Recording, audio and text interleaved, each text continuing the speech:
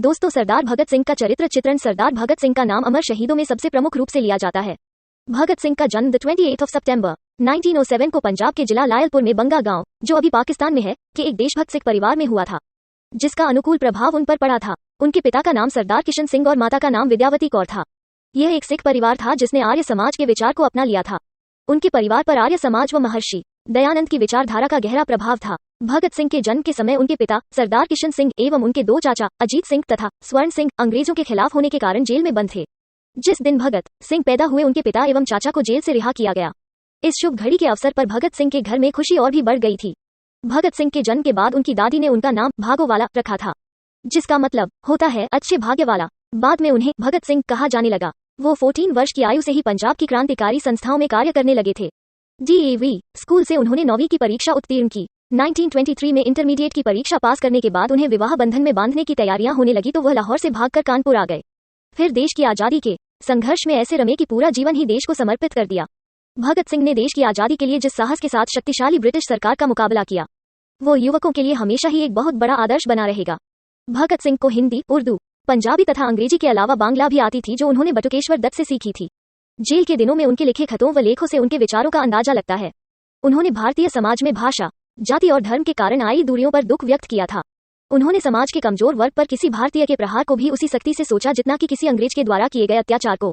उनका विश्वास था कि उनकी शहादत से भारतीय जनता और उग्र हो जाएगी, लेकिन जब तक वो जिंदा रहेंगे ऐसा नहीं हो पाएगा। इसी कारण उन्होंने मौत की सजा सुनाने के बाद भी माफीनामा लिखने से साफ मना कर दिया था। अमृतसर में 13 अप्रैल 1919 को हुए जलियांवाला बाग हत्याकांड ने भगत सिंह की सोच पर इतना गहरा प्रभाव डाला कि लाहौर के नेशनल कॉलेज की पढ़ाई छोड़कर भगत सिंह ने भारत की आजादी के लिए नौजवान भारत सभा की स्थापना की।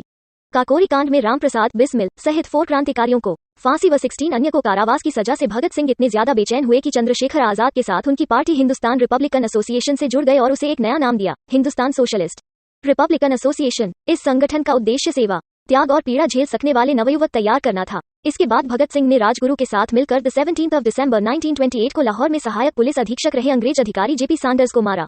इस कार्रवाई में क्रांतिकारी चंद्रशेखर आजाद ने भी उनकी पूरी सहायता की। इसके बाद भगत सिंह ने अपने क्रांतिकारी साथी बटुकेश्वर दत्त के साथ मिलकर अलीपुर रोड दिल्ली स्थित ब्रिटिश भारत की तत्कालीन सेंट्रल असेंबली के सभागार में 8 अप्रैल 1929 को अंग्रेज सरकार को जगाने के लिए बम और पर्चे फेंके। बम फेंकने के बाद वहीं पर उन दोनों ने अपनी गिरफ्तारी भी दी। इसके बाद लाहौर षड्यंत्र के इस मुकदमे में भगत सिंह को और उनके 2 अन्य साथियों राजगुरु तथा सुखदेव को 23 मार्च 1931 को एक साथ फांसी पर लटका दिया गया।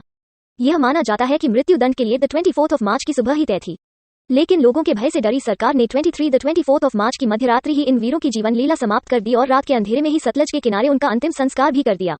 यह एक संयोग ही था कि जब उन्हें फांसी दी गई और उन्होंने संसार से विदा ली, उस वक्त उनकी उम्र 23 वर्ष 5 माह और 23 दिन थी और दिन भी था 23 मार्च। अपने फांसी से पहले भगत सिंह ने अंग्रेज सरकार को एक पत्र भी लिखा था, जिसमें कहा था कि उन्हें अंग्रेजी सरकार के खिलाफ भारतीयों के युद्ध का प्रतीक एक युद्धबंदी समझा जाए तथा फांसी देने के बजाय गोली से उड़ा दिया जाए।